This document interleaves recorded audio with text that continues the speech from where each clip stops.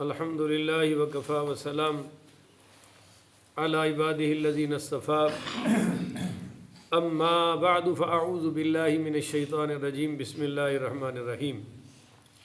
मुअज़्ज़ज़ सामीन व नाज़रीन, 29 दिसंबर बरोज़ जुम्मतुल मुबारक 2023 बाद नमाज फ़जर मैं ये क्लिप रिकॉर्ड करवा रहा हूँ जनाब मौलाना मोहम्मद हनीफ़ कुरैशी साहब के जवाब में। 26 दिसंबर 2023 को जो मौलाना को शिकस्त हुई है, मौलाना उसके बाद अब मौलाना को करार नहीं आ रहा कुरैशी साहब को। कभी कोई बात कर देते हैं, कभी कोई बात कर देते हैं। रात उनका एक इंटरव्यू देखने का इत्तेफाक हुआ, उसमें मौलाना मोहम्मद हनीफ़ कुरैशी साहब ने सैयदना अबू बकर सिद्दीक़ रज़ी अल्लाह ताला अन्हु की शान मुक़द्दस में फक्कड़बाजियाँ बोली हैं। फक्कड़बाजियाँ मौलाना कहते हैं कि सैयदा फ़ातिमा रज़ी अल्लाह ताला अन्हा जो सैयदना अबू बकर सिद्दीक़ से बाग़ फ़तह का मुतालबा करने गई, वो तो कुरान की आयत की वजह से तशरीफ़ ले गई। उनके पास तो कुरान की आयत थी और हज़रत अबू बकर सिद्दीक़ के पास हदीस थी। भाई आले सुन्नत व जमात का मौक़िफ़ है कि बीबी पाक ने कुरान पे अमल किया, अबू बकर सिद्दीक़ ने हदीस में अमल किया। ये मौलाना की पहली फकड़बाजी है। कुरैशी साहब, अगर आप में इल्मी और अखलाकी कोई जुर्रत बाकी है ना, तो गुस्सा जलाली साहब पे और निकाल आप कहाँ रहे हैं, तो आप वो आयत पेश करें ना कि सैयदा पाक रज़ी अल्लाह ताला अन्हा किस आयत पे अमल करते हुए बाग़ फ़तह का मुतालबा करने गई। आपके इल्म में इतनी बात भी नहीं है कि कुरान के सबसे बड़े आलिम हजूर के बाद सैयदना सिद्दीक़ अकबर हैं। और आगे आपने हर्जा सराई की, आपने कहा अब अगर कोई कहे कि सैयदना अबू बकर सिद्दीक़ को समझने में गलती हो गई है, तो हदीस के सुनने में भी तो गलती लग सकती है अबू बकर सिद्दीक़ रज़ियल्लाहु तआला अन्हु को। ये आपने अपनी तरफ से तो नक्श वारद किया है, मगर दर हकीकत आपने राफजियों को खुश किया है। आपने नीम राफजियों को एक हथियार फराहम किया है कि तुम भी ये कह सकते हो माअज़ल्लाह अस्तग़फिरुल्लाह नकल कुफर कुफर नबाशद।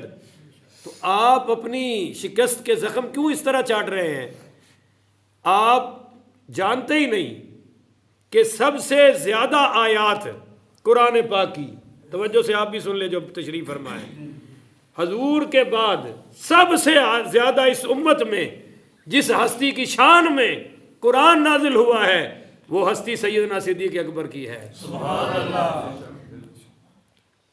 आलमुस सहाबा आलमुल उम्मत सैयदना सिद्दीक़ अकबर है।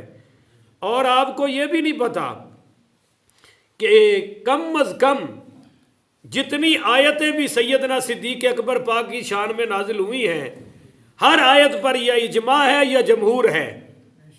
आपको ये भी नहीं पता शायद, या आपको ज़हूल का मर्ज़ लग गया है 26 दिसंबर के बाद। और सुनिए, हज़रत मखदूम मोहम्मद हाशिम ठठवी सारे पढ़ो रहमतुल्लाह अलैह, बहुत बड़े बुजुर्ग गुजरे हैं और उम्मीद है कि कुरैशी साहब की अब बाकी की आंखें भी खुल जाएंगी।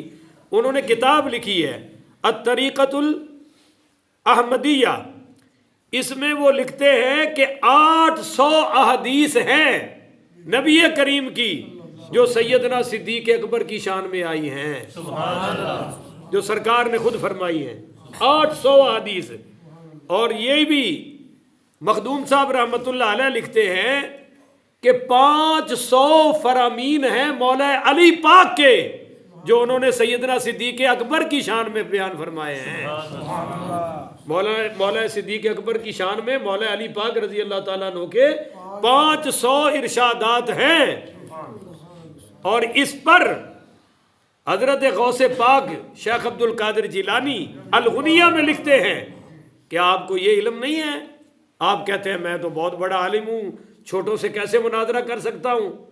तो बड़े आलिम को ये तमीज़ नहीं है कि गौसे पाक रज़ी अल्लाह ताला ने लिखा है कि सैयदना अबू बकर सिद्दीक़ पर रज़ी अल्लाह ताला अन्हु की अफजलियत के मुनकर के खिलाफ सबसे ज़्यादा मौला अली के फरमान मौजूद हैं। हज़रत अबू बकर और हज़रत उमर की अफजलियत की कतईयत के खिलाफ जिसने सबसे ज़्यादा सख्ती की है वो मौला अली पाक है। ये बयान करो ना, तुम कह रहे हो जी हज़रत अली अबू बकर के पास तो हदीस ही नहीं। और ये भी सुन लें, शेख अब्दुल हक मुहद्दिस देलवी बड़ी रहमतुल्लाह बर्रे सगीर का पहला मुहद्दिस है, सब के उस्ताद हैं। वो लिखते हैं कि हजरत अबू बकर सिद्दीक पाक रजी अल्लाह ताला अन्हो की अफजलियत की कतईयत साबित करने के लिए मौला अली के फरामीन ही काफ़ी हैं। मौला अली पाक के इरशादात और फरामीन ही काफ़ी हैं, किसी और तरफ जाने की ज़रूरत है। ये उनकी किताब है तकमीलुल ईमान, उसके सफ़ा 64 पर है, फ़ारसी में किताब है। कुरैशी साहब, आप कुछ अकल से काम लें। आपने इतनी फकड़बाजियाँ की हैं, कभी हजरत अमर इब्न अल-आस रज़ी अल्लाह ताला अन्हु को गालियाँ दे के आपने कहा ओ मैं तो अमर इब्न साद के खिलाफ बोलना चाहता था, और वो भी कुत्ता दल्ला के अल्फाज, और वो भी कहा कि हम अपनी पाँव की जूतियों में रखते हैं। आपको इतना ये अंदाज आपको किसने सिखाया है? और आपको ये भी आपने कहा, हनीफ कुरैशी साहब ने ये भी कहा कि जनाब मैं तो अब लौंडो लफाड़ों से मुनाजरा करूं, डॉक्टर अशरफ आसिफ जलाली साहब के शागिर्दों के बारे में कहा, और इन लड़कों से करूं, इनसे तालिब इल्मों से करूं, तो जनाब ये मुनाजरे की कौन सी असूल निकला है? या मिर्जे की तरह आपने खुद तराश ली है? जब आपका मुनाजरा डॉक्टर तालिबुर रहमान शाह से रावलपिंडी में हुआ, जो अहले हदीसों का रहनुमा है, उस वक्त मैं भी वहीं उनके पास ही था, तो उस वक्त आपकी क्या हैसियत थी? कौन जानता था? मैं पिंडी में रहकर भी नहीं जानता था कि हनीफ कुरैशी साहब कौन है। आप भी उस वक्त लौंडे लफाड़े ही थे, मगर आपने मुनाजरा किया और अल्लाह ने आपके हाथ पर अहले सुन्नत की सदाकत को गलबा अता फरमाया। उसके हम कदरदान है कि आपको अल्लाह ताला ने फतह अता फरमाई। और फिर ये मसला भी वजाहतन बताओ, जो आप कहते हो कि पूरी मिल्लत में सिर्फ डॉक्टर अशरफ आसिफ जलाली साहब ने खता की निस्बत सैयदा फातिमा की तरफ की है। अगर सिर्फ डॉक्टर अशरफ आसिफ जलाली ने की है तो उतरो ना मैदान में, जाते क्यों नहीं हो? सामने जाके साबित करो। कैमरों की आंख के सामने बैठकर कहना जी वो गुस्ताख हैं, बेअदब है जी, सैयदा फातिमा ज़हरा की तौहीन कर दी, तो जाओ ना वहाँ, उनके शागिर्द आपका इंतज़ार करते रहे, आप घर से निकले ही नहीं। जी मैं बड़ा हूं तो मेरे लिए बड़ा ले आओ। बड़े आप नहीं हैं, बड़ी सईदा फातिमा की अजमत है। अगर आपको वाकई को दर्द था तो निकलते। और फिर एक भूंडा सा जवाब दिया, ओ जी मिर्जा मोहम्मद अली जेलवी ने तो चूके औलिया के खिलाफ बोला, तो वो औलिया सब के मुश्तरका थे, इसलिए मैं आ गया।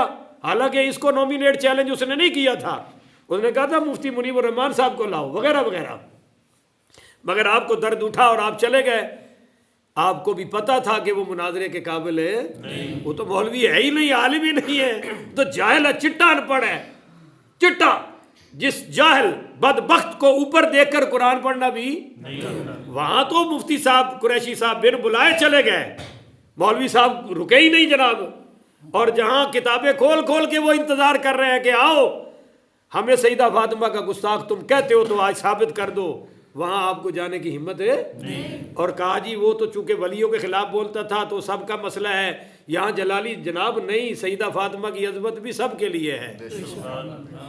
और ये भी याद रखें कि हम ये कहते हैं कि डॉक्टर साहब के शागिर्दों से कि सईदा फातिमा की खता को बयान ना करो, ना कहो, इस वजह से कि किसी की बेटी की कोई खता बताई जाए तो बाप पसंद करता नहीं, इस वजह से कि वो हुजूर के जिगर का टुकड़ा है। तुम बार बार ये लफ्ज़ उनके लिए इस्तेमाल है, ये हम उनको कह रहे हैं और सरेआम कह रहे हैं कि कहीं बहुत बड़ी बारगाह है, सरकार के जिगर का टुकड़ा है सईदा फातिमा पाक, कहीं कोई बेअदबी का खतरा ना हो जाए। मगर आप कहते हैं कि वो जो बोला और बेअदब हो गए तो साबित करो ना जाके। हमने तो कहा था आपको गाड़ी भी देंगे, आपके साथ हाथ पे बैत भी करेंगे, आपकी तरह हम भी ये करेंगे, मगर आपको निकलने की जरूरत है नहीं। और अभी आप टाई फिश कर रहे हैं और फकड़बाजियां कर रहे हैं और उल्टा ये कह रहे हैं कि जी सईदा फातिमा के पास तो कुरान की आयत थी। तो सुन लीजिए कुरैशी साहब, हिम्मत हो तो जवाब देना और अपने बंद कमरे से ही दे देना, मैं सुन लूँगा। सामने आने की तो जो आपकी हैसियत है वो हमें पता चल चुका है। मोए को क्या मारना, बार बार आपको क्या चैलेंज करना, आप तो चैलेंज के काबिल ही नहीं रहे। सुनिए, जब ये खिलाफत हजरत अली के पास पहुंची, आप समझ रहे हैं भाई जो बैठे हैं, पहले खलीफा कौन है? मौला अबू बकर पाक, दूसरे मौला उमर पाक, तीसरे मौला उस्मान पाक, चौथे मौला अली पाक रजी अल्लाह ताला अन्हु। जब मौला अली पाक खलीफा बने तो उन्होंने बागे फदक को कब्जे में क्यों नहीं लिया? नहीं समझे हो भाई? सईदा फातिमा बकौल तुम्हारे जी कुरान की आयत पर अमल करते हुए गए, तो वो अमल हजरत अली पाक ने क्यों नहीं किया? जब अपनी खिलाफत आ गई तो ले आते ना बाग कब्जे में, अपने कब्जे में कर लेते, पर बागे फदक को हजरत अली पाक ने वही रखा जहां हजरत अबू बकर उमर उस्मान ने रखा था। और फिर अगले खलीफा कौन बने? इमाम हसन पाक, मौला हसन पाक, जो जन्नत के जवानों के सरदारों में भी पहला दर्जा रखते हैं, वो हसन पाक, वो जब खलीफा बने और 6 माह तक तकरीबन खलीफा रहे हैं, उन्होंने भी बागे फदक को कब्जे में नहीं लिया, उन्होंने भी वहीं रखा जहां अबू बकर उमर उस्मान ने रखा था। तो वो कुरान की कौन सी आयत भी जिसमें ना मौला अली ने अमल किया और ना हजरत इमाम हसन ने अमल किया? तो अब इस पर कुरैशी साहब हम आपको क्या कहें? मेरे दिल में आपके लिए बड़ी सॉफ्ट कॉर्नर है। मैं आपसे अनकरीब मुलाकात का भी प्रोग्राम बना रहा था, पर आपने तो पकड़बाजियाँ शुरू कर दी हैं। कभी आप अबू सुफियान पे तबर्रा करते हैं, कभी आप सैयदना माविया के बारे में कहते हैं नो डिमांड। आपको ये इख्तियार किसने दिया है? क्या ये अहले सुन्नत का तर्ज कलाम है? और जिस तरह के साहब आपको लाहिक हो रहे हैं, क्या इस तरह के किसी और आलिम को भी हुए हैं इतने बड़े बड़े, और वो भी इस तरह मजमा आम में? कुछ तो आप हया से काम लें। कभी आप शमशीर आला हजरत होते थे, आज आप कहाँ गिरते जा रहे हैं? और अजीब व गरीब बात है कि कुरैशी साहब ये पूरी उम्मत को बता दे कि सईदा फातिमा का जनाजा हजरत अबू बकर सिद्दीक पाक ने पढ़ाया है। और अगर आपको कुरैशी साहब हवाला ना मिले ना, तो सुन्नियों की किताबों से भी दिखाऊंगा और शियों की किताबों से भी दिखाऊंगा। ये क्यों नहीं बताते आप कौम को? जो कुरान, कुछ हया करे आप, बस इससे सख्त लफ्ज मैं कहना नहीं चाहता। ये आप अब अपनी बची हुई इज्जत राफजियों में बहाल करना चाहते हैं, तफजीलियों में। इधर तो आपकी मट्टी बल गई। इंशाअल्लाह जिस सुन्नी में मसल के रजा की गैरत होगी, जो सहाबा से प्यार करता होगा, ना वो आपको बुलाएगा और ना आपको अहले सुन्नत का तर्जमान समझेगा और ना कहेगा हुण मैं आपे ही रांझा कहती नहीं, मैं रांझा आपे ही हो गई। अब आप खुद ब खुद ही तर्जमान बनते रहिएगा। ये आपकी औकात है। यजीद आप कहते हैं मैं अपने कुत्ते का नाम में यजीद ना रखूं, ला हौला वला कुव्वता इल्ला बिल्लाह। ऐसी जुर्रत आपको कैसे हो जाती है? कहां से आपने पढ़ा है? यजीद नाम से हमारी कोई मुखालफत है नहीं। बोलो ना भाई, बा यजीद बस्तामी है अल्लाह के वली या नहीं है? तो भट्ट साहब हमारा क्या मुखालफत है नाम से? यजीद की शख्सियत से इख्तलाफ है। उसको हम लानती समझते हैं और जहन्नमी समझते हैं। बाकी ये कहना कि मैं कुत्ते का नाम भी यजीद, को बात है करने वाली। अब कोई जलाली साहब का शिगिर्द कहे मैं कुत्ते का नाम हनीफ कुरैशी नहीं रखता, तो आपको क्या लगेगा? देखो मौला अली का कातिल इस उम्मत का सबसे बड़ा बदबख्त बदतरीन शख्स है, पर उसका नाम अब्दुल रहमान है। नाम क्या जी? अब कोई कह सकता है कि मैं तो अब्दुल रहमान अपने कुत्ते का भी नाम नहीं रखता, माज़ अल्लाह, अस्तगफिरुल्लाह। तो ये आपका मबलग इल्म है, ये आपकी तर्जमानी है अहले सुन्नत की।